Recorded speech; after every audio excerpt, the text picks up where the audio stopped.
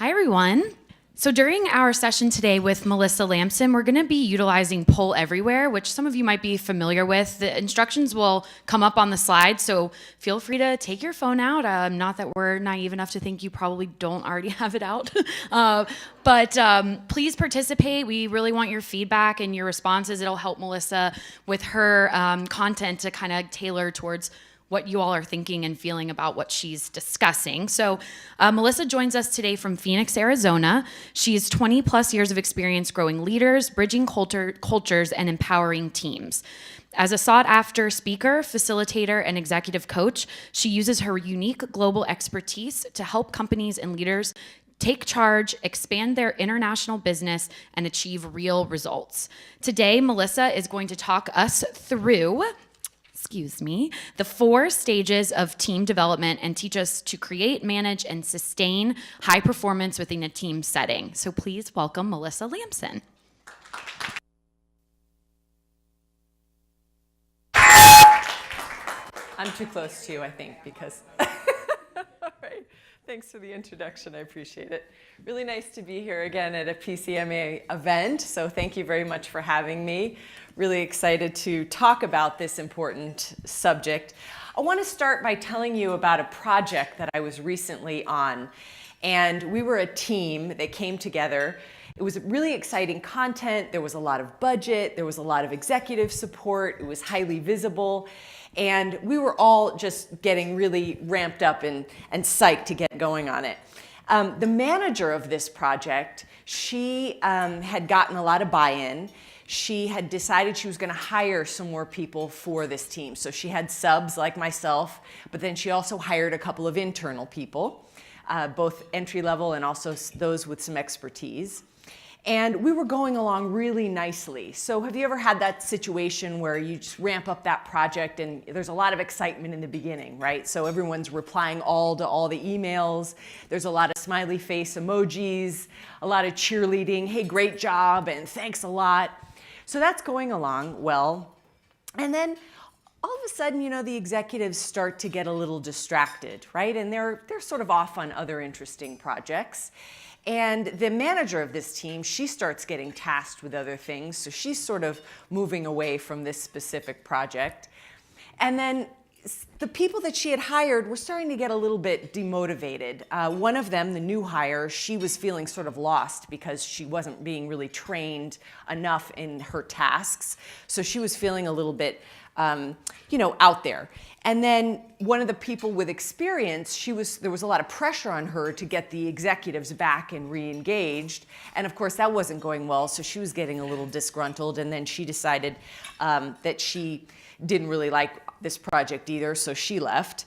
And so then it was basically left to us, the subs, to continue to roll out the project, which luckily the project itself was going well. But on the back end, the team had basically fallen apart. I tell you that story because some of you may have seen, I'll say you haven't been there, but you've seen situations like that before, perhaps. And it's just not necessary. You don't really need to have a situation where a team starts to dissolve like that, or there's conflict in the team, or disinterest in the project starts to occur while the project is still going on.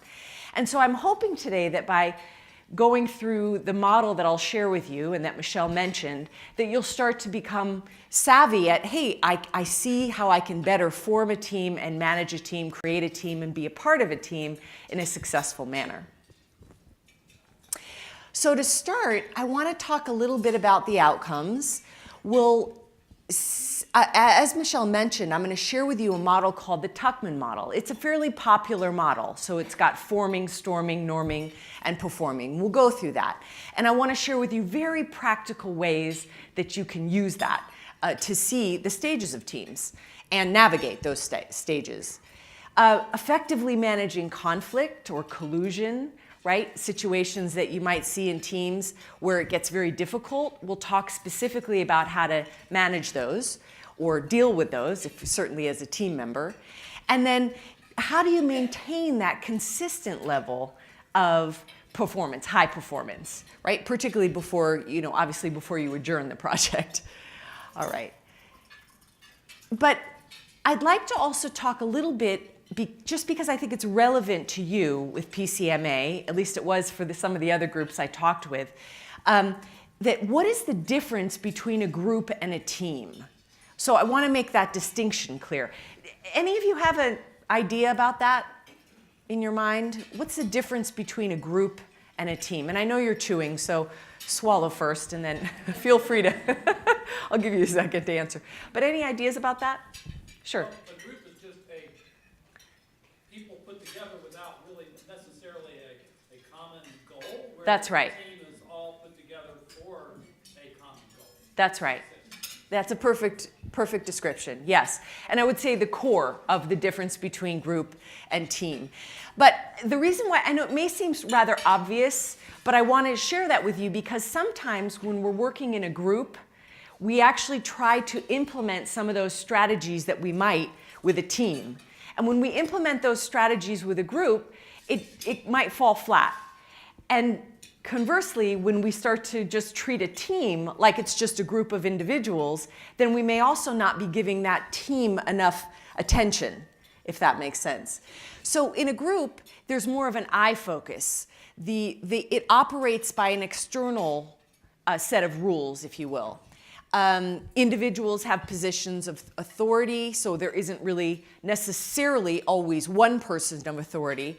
There is usually some kind of a facilitator that holds the group together or administrates the group in some way.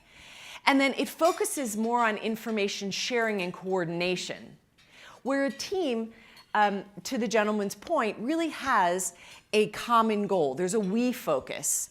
So it operates by team norms that are usually set by the team, right? So having kind of a team culture, if you will. And that's really important. Even when teams are coming together with subcontractors and internal folks and different vendors and whoever's all there, it's really important to create some sort of a team culture or at least a set of values that you're operating by so that you can always go back to those through the course of a project. Right? So you're focusing on problem solving. And then there's a key point here, which is around sharing facilitator and leadership roles. So that's also particularly important. How many of you actually work in virtual teams or remote teams often? Or there are remote team members, if you will. Yeah, okay.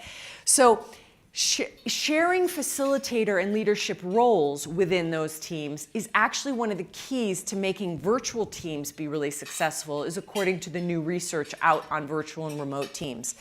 So keeping that in mind. And debating for sound decisions. So you're really trying to make decisions that are for the good of the project, the overall goal of the project.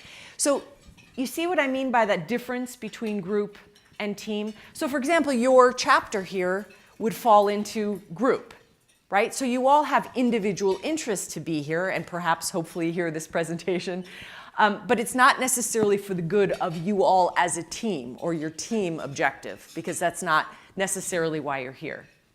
Make sense? Okay. Good.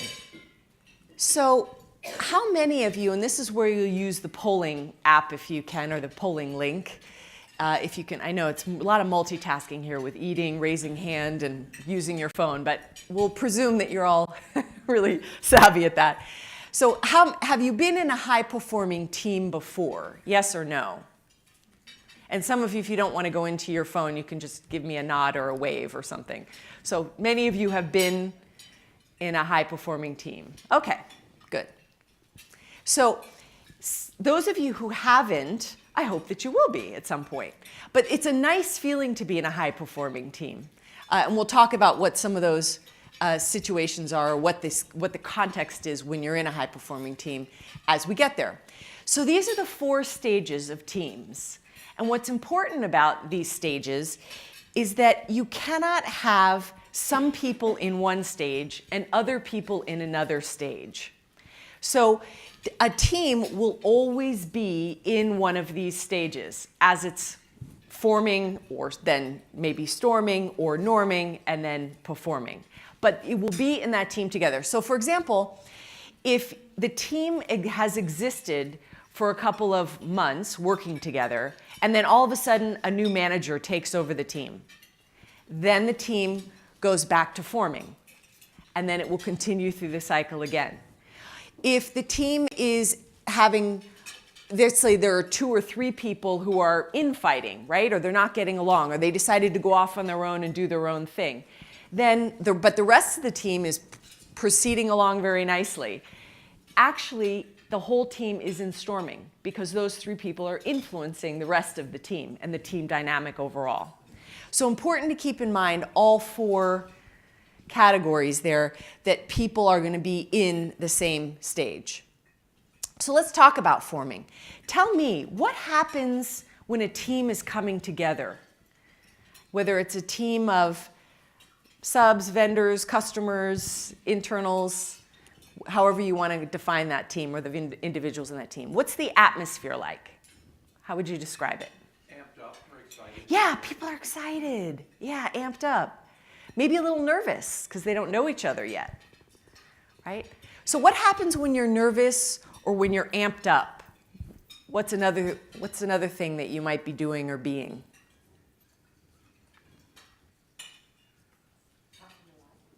Saying again?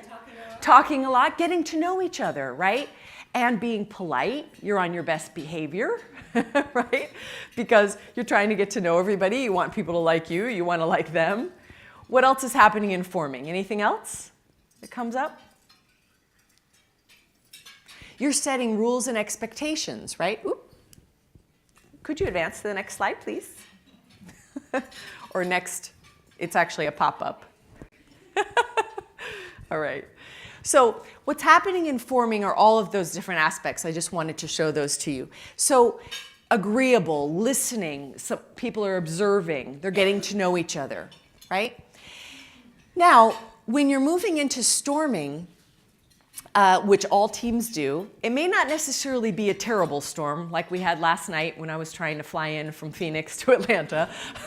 It might just be a nice mild storm. People are feeling a little bit more comfortable to debate, right? They're feeling comfortable to push back. Did you have your hand up? Oh, okay. They're feeling, they might start to say, you know, at my last team or my last company, we did it this way and it really worked well. They're starting to kind of break out a little bit. Now, that's where there's some challenging. There also might be some colluding, right, amongst team members.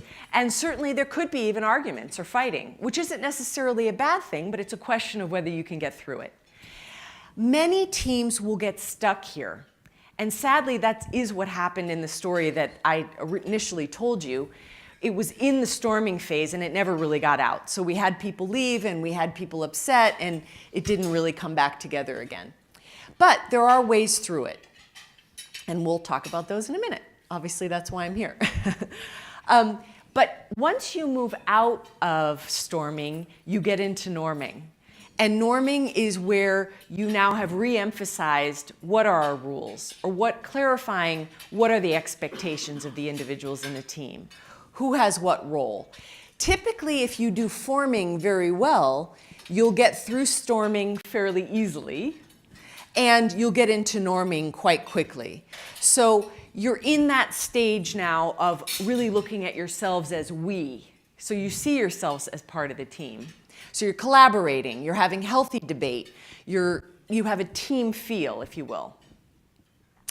And then after the norm, you get into the high-performing phase or the performing phase. And what does that feel like? Those of you who said you were in a high-performing team, what does it felt like? Good, yeah. But what else? What feels good about it? Sense of accomplishment. You're getting things done, right? It's easy to talk to each other. You maybe socialize with each other because it's fun to hang out with the people in your team. All right. So it feels supportive, it feels productive, you're accomplishing things, you're celebrating successes, etc. All right, questions about any of the stages and what's going on in those different stages there of teams? Okay. All right. So which is true of a high-performing team? You're welcome to do this on your polling software, and if not, then certainly you can say something out loud in the group. So people are too busy to reach deliverables, or people disagree and have conflict? A or B? Good, most of you said B. Awesome. So that's true. You have disagreements and conflict, but you know how to work through it. In fact, one of the pieces of advice that I'll give you is in the forming stage, it helps to have a process for dealing with disagreements and conflict, right? So what are we going to do if people don't get along? So what are we going to do if someone disagrees? Or what are we going to do if there's collusion? Right? Let's talk about that in advance, because we know as a team we're going to go through a storm at some point. So you prepare for it.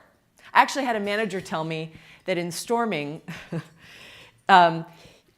because when his team was really happy and doing well in the forming phase, he would actually start to mine for conflict. And he would say, okay, everybody, just say all the bad things you want to say right now about what's going on in the team, just to try to get it surfaced so that they could deal with it, which I thought was kind of risky, but, right? Okay, so some of the methods to forming. You'll want to do team building in forming.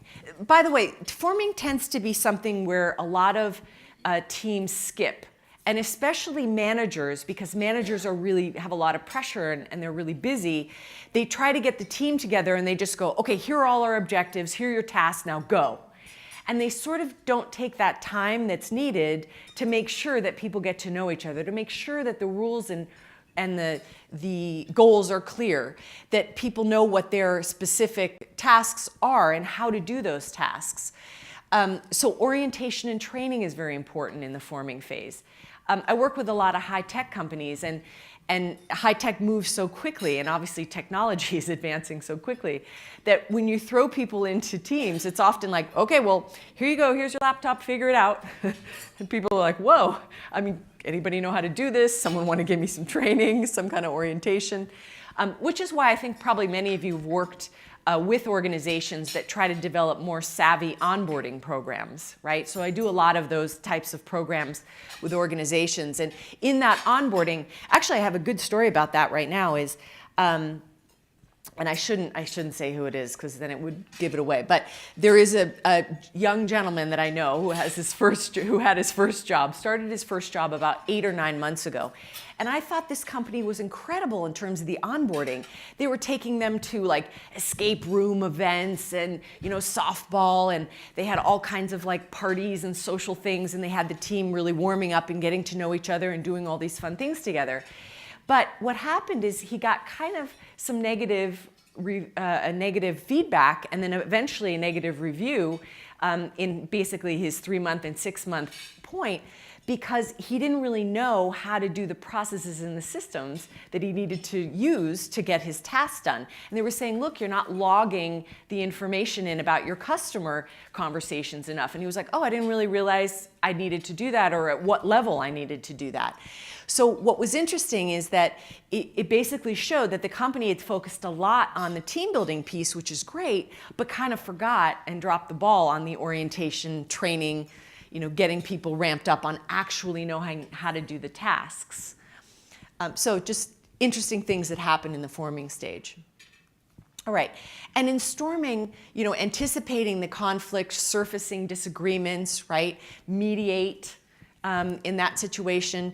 I think even as a team member, it's not always the manager of that team's responsibility to mediate, but also agree on that each individual will be able to kind of take ownership of any conflict that they see and be able to give feedback effectively and really help move that team from storming into norming. And then, of course, listening and reassuring the team, hey, we'll get through this. And when we get through this, we'll be in norming. All right, so which statement is true? This is just to kind of check to see if you've been listening. A, members of a team can be in different stages, or B, the whole team is always in the same stage. Yeah, great, B. So the whole team is always in the same stage, as I said this morning, or earlier this morning. Wow, I feel like I've been up here for 3 hours, right? Not really. Okay. Team retreat, restate and clarify, emphasize interdependence, and encouraging debate. So that's a time when you want to kind of say, okay, we've been through this storm, we made it, it's all settled. Now, what do we need to do to make sure that we get back on track and really get into that performing stage? And then in performing, this is where also things can go awry, and that sometimes when you're in a high-performing team or people are performing well, you forget, especially if you're the manager of that team, right, or the team lead, if you will. You might just go like, oh, they're doing great, so I'm just going to let them go, right? But unfortunately, you still need to spend some time celebrating successes, empowering them, seeing if they need any new challenges, if they want to, have some kind of touch point with you, especially if you're a manager. Sharing those leadership roles, again, really important. So there's still things to be done in performing. It's not just, okay, leave them alone, they're doing well, but just kind of keep sort of feeding that and fostering that well. Okay. What stage is your team in? How many of you are in forming right now, in some kind of a team situation? Okay. And how many of you in storming? Having kind of a storming situation. Okay. Whoa. Yeah, okay. 3, 4, 5 of you. And would you say you've come through a storm and now some of you are in norming in any team situations? Yeah.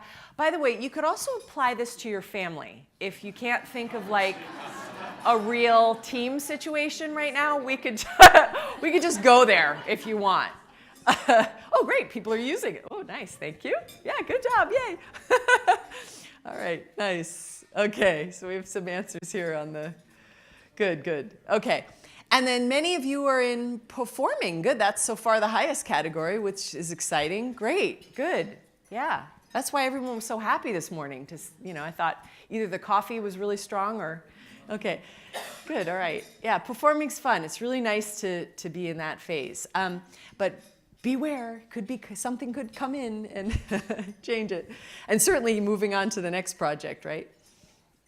All right, good. I'll just give it a second and see if this adjusts anymore. All right, so there were probably 2 or 3 people who said they were informing. Yeah. All right, good. So these are all the methods in terms of navigating those stages. Questions, comments, suggestions that you would add to some of those. Anything you're doing specifically to ensure that your team is getting through the stages as a participant or a manager. Yes?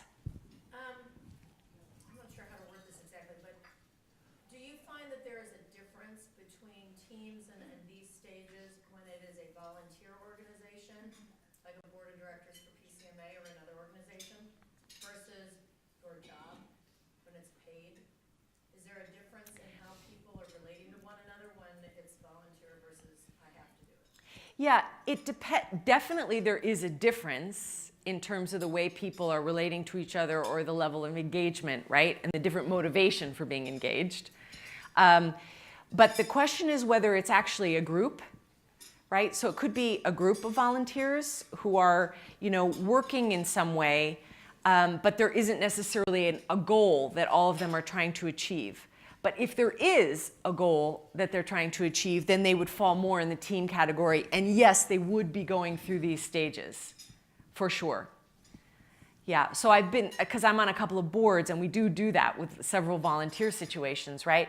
And if we're just kind of like, hey, can people jump in and, do name badges and, set tables and so forth, that's a little bit more of a group effort. But when there's actually a goal of, hey, we're all gonna get together and put on this event or dinner, and we need everybody to think about it and work together to make it happen, then it falls a little more on the team side. And then you do see, like in the beginning, it's really exciting, and then all of a sudden kind of wanes off and people can't make meetings, and then people aren't delivering things, and and so you have to kind of pull it back in, for sure. Yeah, but that's a very good question. You just hit on something that I wanted to inquire about, which is, everything that you're describing here is a very active process.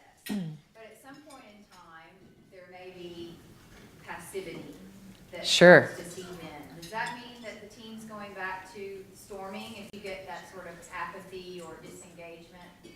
Yeah, it probably means that they're in some kind of storming, yes.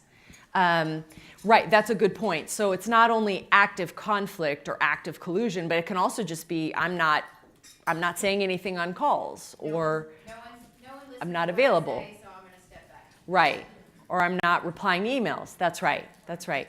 So I see. So when someone, so to that example exactly, when someone kind of clams up or someone backs off because they don't necessarily feel heard or they just aren't participating, how do you find out what's worked for you to deal with that situation?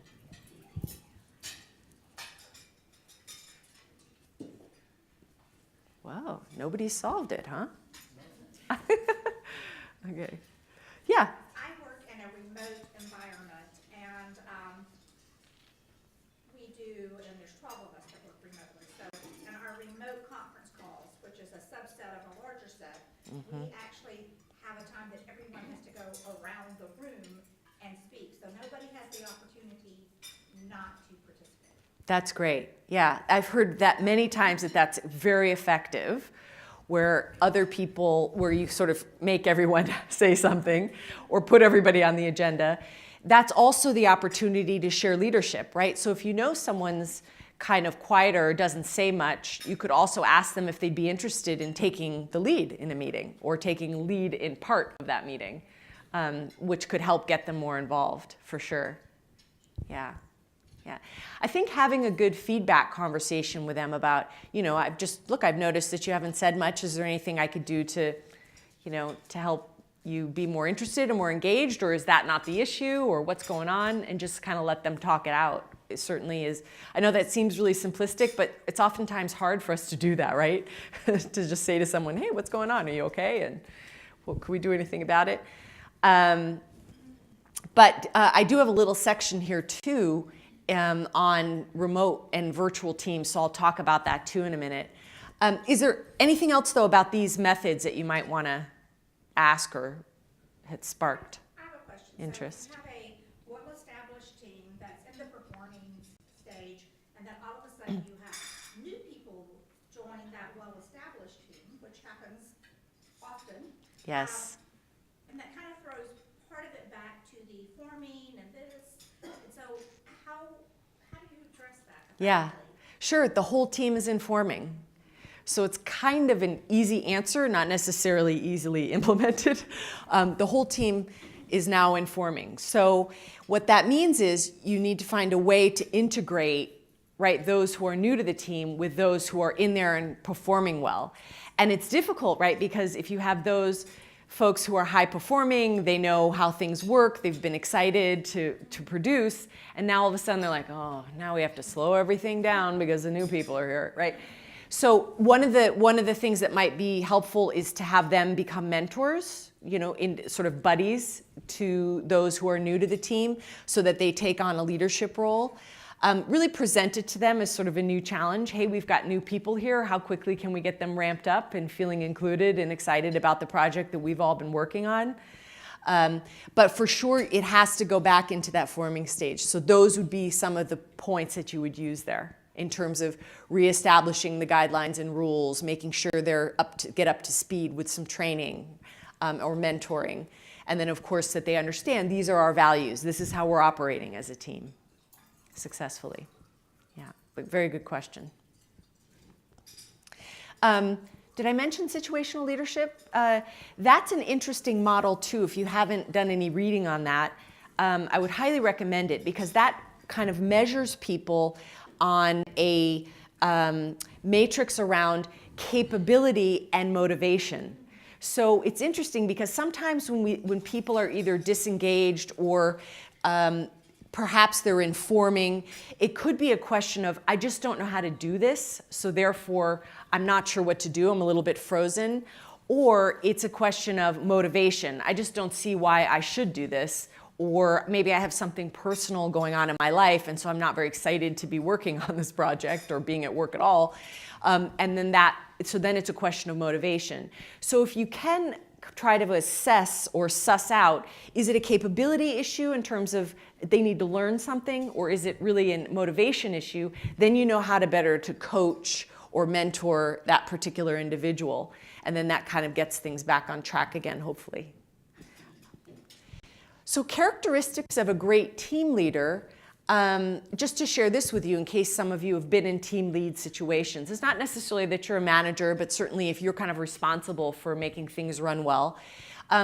Constantly linking to the overall vision and the overall objectives are really important, of course, but making sure that those team goals are actually linked to the individual's goals is really helpful.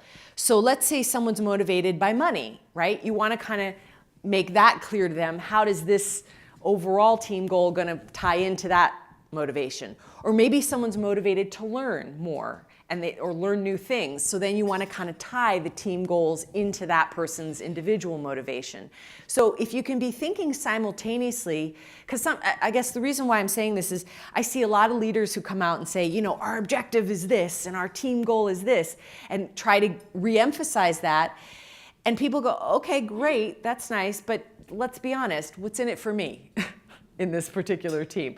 And sometimes the overall team goal ties directly into the individual's goals, but it doesn't always. So really important, if you can connect that, that can certainly help in terms of just getting everybody engaged and motivated, particularly again in a remote or virtual team. Present and taking time to listen. That's what happened in the story I told you. You know, the manager, she got distracted, so she was off. And so the subs, we kind of had to figure it out on our own. The new hires that she had brought on kind of had to figure it out on their own. So really important to be able to take that time for those one-on-ones to really get people. How many of you manage employees or have employees? Okay, so many of you. So do all of you have one-on-one meetings with them on a regular basis? There's a regular cadence? Great, excellent. So I'm glad I think all of you nodded and said yes.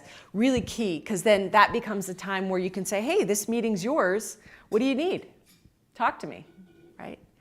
Surface and mediates conflict, advocates for individuals and team, empowers individuals and team.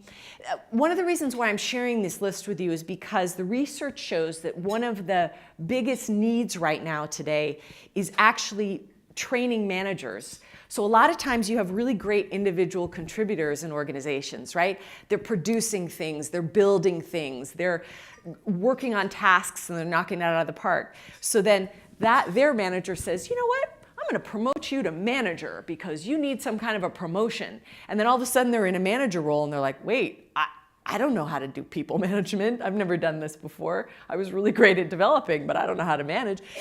And a lot of companies are falling short on that management training piece or management development piece. So empowering individuals and teams celebrates and communicates successes. So these are all ways, you know, very high level at this point here of ways that a manager can become more effective in terms of working with their people and their employees. So just wanted to, we have a great program at Home Great. Initiative, I believe, for leading managers. Super. Becoming leaders, and that was one of my biggest ahas, is knowing there's a difference between a manager and a leader. Yes. And a manager is very task-oriented, where a leader is there to develop the group of people that come in and report to them. That's a great point. Yes.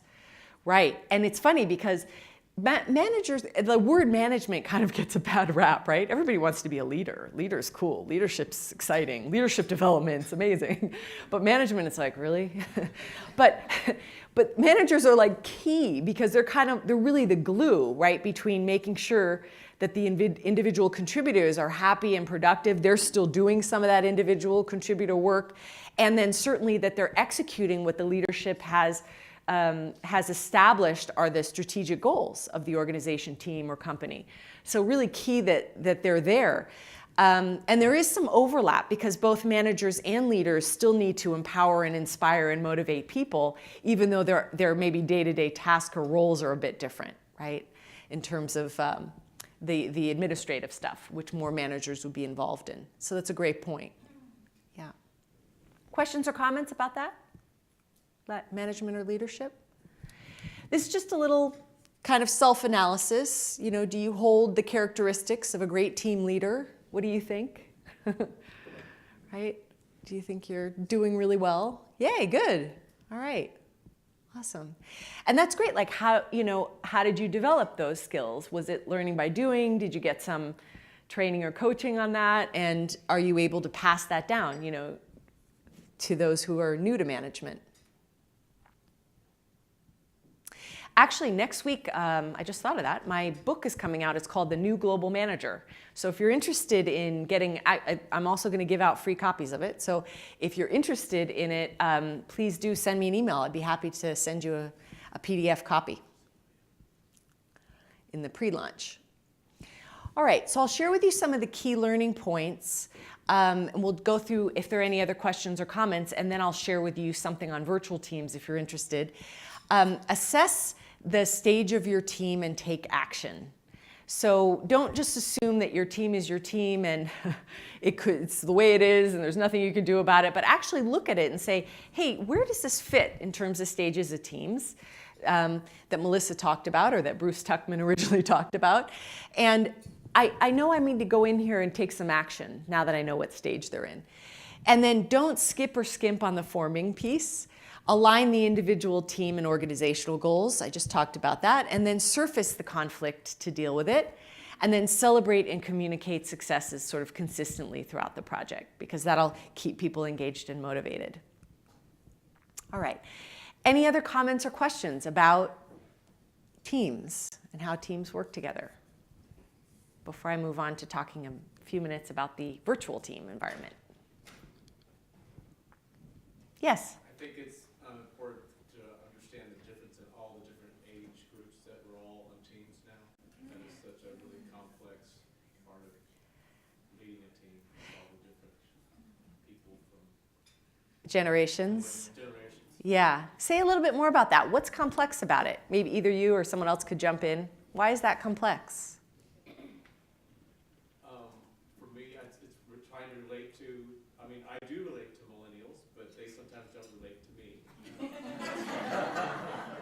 And so, That's not just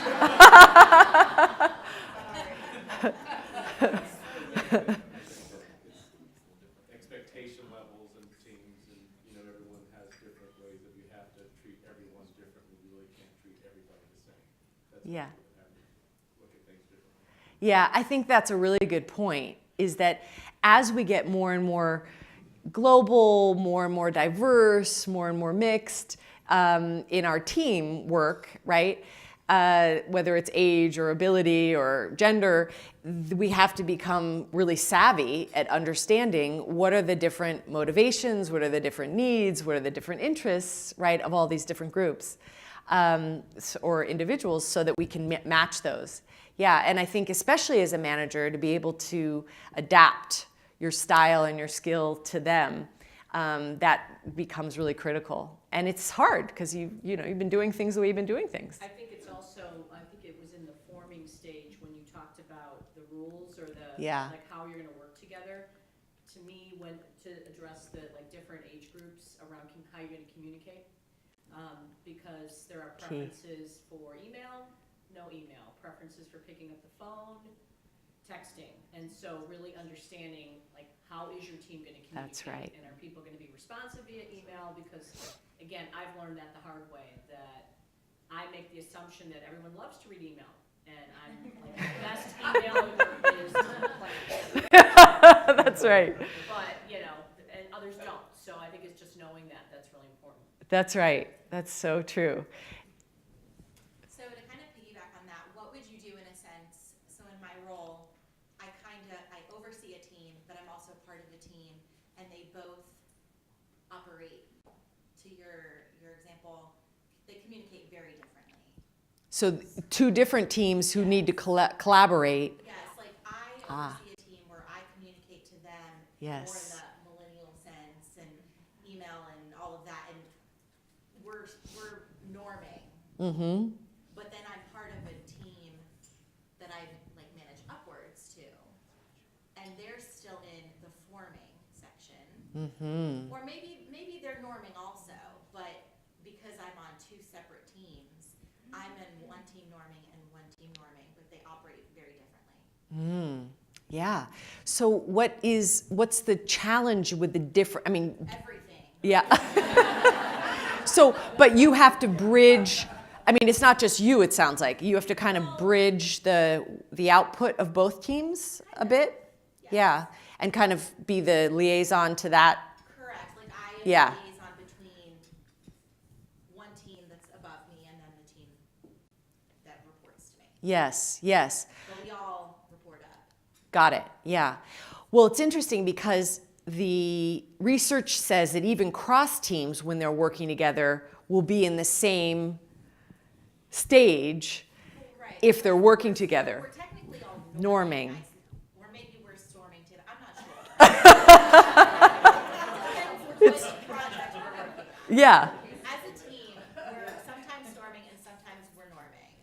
Well, if it's challenging and critical, it could even be going smoothly sometimes. Even let's say 70% of the time it's going really easy. I would still say you might be in storming because for you personally, you're bringing it up as some kind of a challenge to be in that liaison situation. So what would help it? What would you do if you were given entire power over the situation? What would you do? Or what would you like to do? I don't know, that's why I came to this line. Yeah. Okay. Sometimes I think you have the answer, but you may not necessarily know it. So I just thought I'd ask.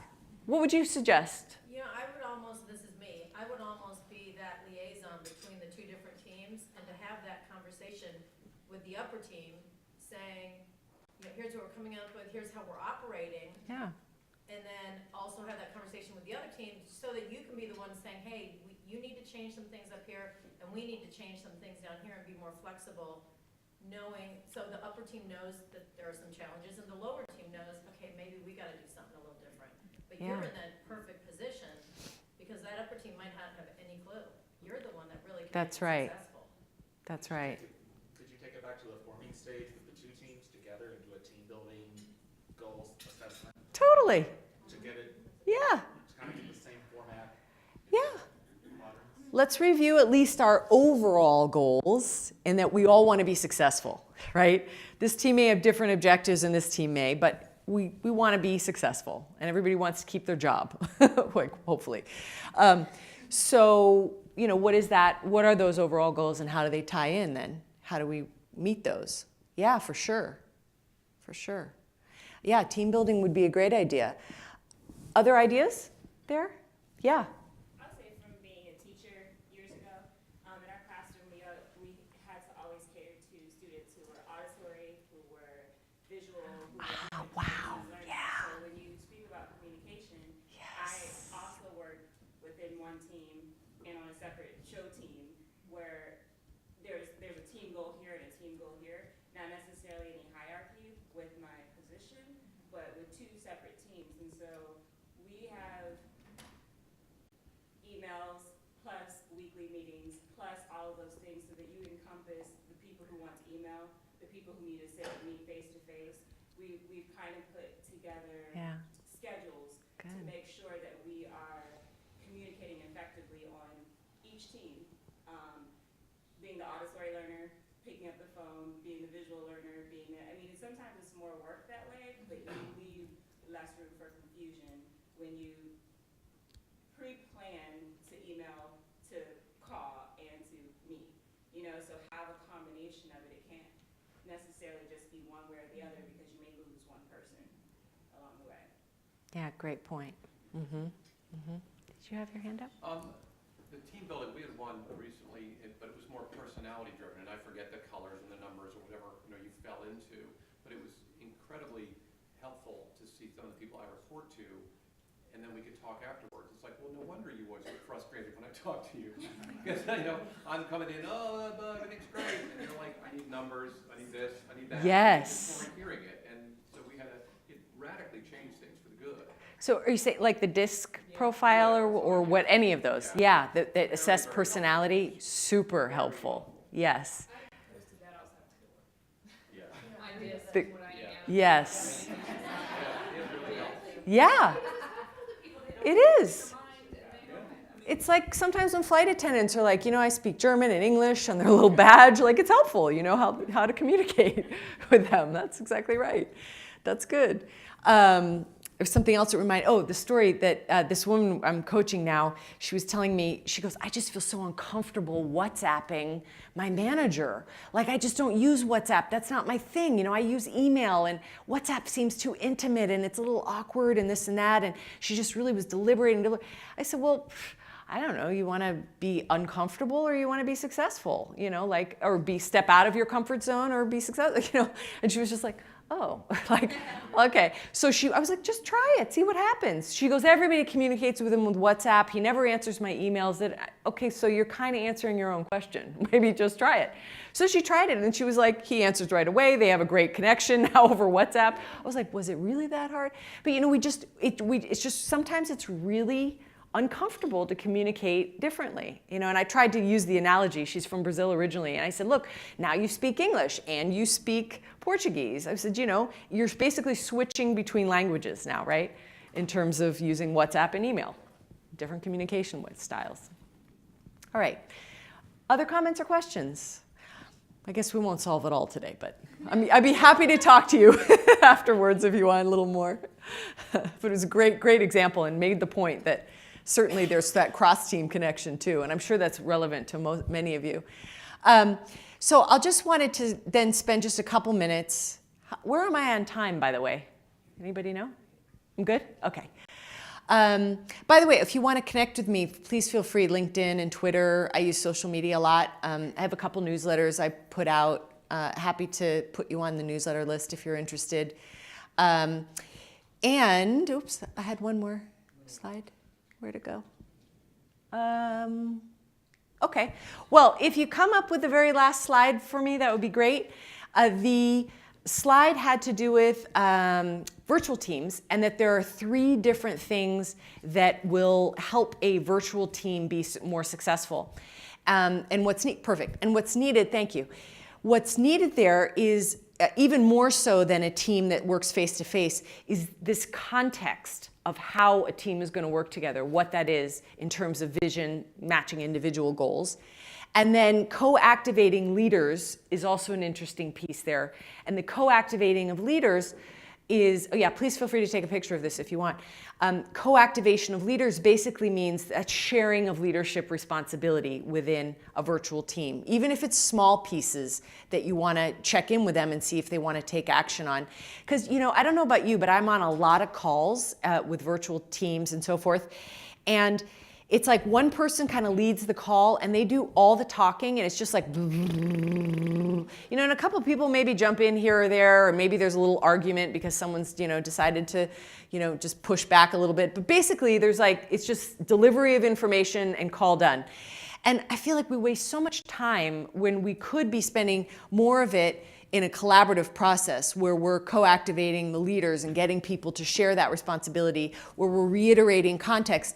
And then this other piece around cultivating community.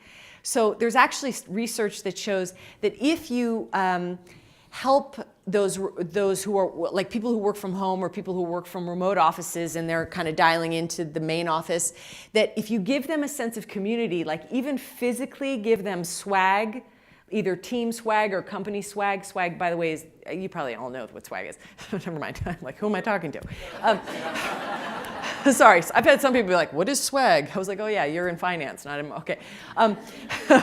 So cool stuff that they can have in their office that reminds them, oh yeah, I'm part of this team. Like I work in Singapore quite a bit, and I even had a team lead from Silicon Valley who actually had a life-size, it sounds creepy, right? But it actually worked. A life-size cutout of himself, cardboard cutout photo of himself, like put in the Singapore office because his whole team was based there. And so that they would always like see him standing there, in some position. And I thought that was a little weird, but they loved it. They were like, okay, Joe's here. It's really great. He's always there. So this was their way of cultivating community. So there are all kinds of clever ways around this, and of course I'm always happy to talk about this more in detail when we have opportunities to speak individually. But 3 statistics I'll share with you on virtual teams, if you'll allow me. If a virtual team, remote team, meets even once through the course of a project face-to-face, even once, it will increase the productivity of that team by 50%. So that's what the research shows. And I could say anecdotally, over the last 20 plus years, it's absolutely true. I mean, you feel it yourself. When you get people face to face, it's like totally different story. Maybe not family, but teams, work teams. And then the second statistic is phone is 10 times, sorry, one sec, let me get this right. Face-to-face is 10 times more effective than the phone, like voice-to-voice, right? And I would say probably video there, too. And then that's 10 times more effective than email. So what happens is most of our organizations still, even across the generations, default to email, right? So you start writing that like 10th email where you're going around in these loop-de-loops of emails. If you pick up the phone, right, or just like even get face-to-face, it will make that productivity go up so high and it'll save you so much more time. So just to that point about kind of diversifying your communication methods and tools. I actually had a conversation with one of my team members because I was trying to get some answers and I was told, well, I've emailed them 5 times and they haven't answered me. I said, well, did you pick up the phone and call them? Oh, you want me to do that? Yes. Yeah. Isn't that amazing? Yeah. And that's not uncommon. I've emailed them 5 times and they haven't responded. It's like, well, you got to maybe do something different, right? It's like, yeah, but we all fall in that trap. I mean, I'm guilty of that too, unfortunately. And then what was the last statistic? Okay, 10 times, 1 time, 3 times. Oh, and if you happen to be a manager, and I think it would actually also work for teammates, but because you don't have that informal talk to someone in the restroom, talk to someone in the hallway, talk to someone in the kitchen, where a lot of important information is shared there, right? Right. That's not in email, not in meetings. You have to replicate that in some way virtually. So the way to do that is apparently you're supposed to have 3 times more connection to someone who's remote. So for example, let's say you don't talk to a person who's remote except formally by email or in that 1 time a week team meeting, that actually you should find 2 more touch points to them in addition. So like just even a, hey, how's it going? Or a phone call or a text, like just thinking about it, wanted to mention something to you, just an informal check-in. That will help them feel more included and motivated and engaged because they're missing that, the spontaneous connection.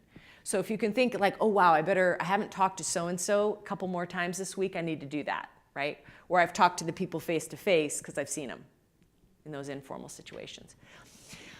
Great. Thank you very much for having me.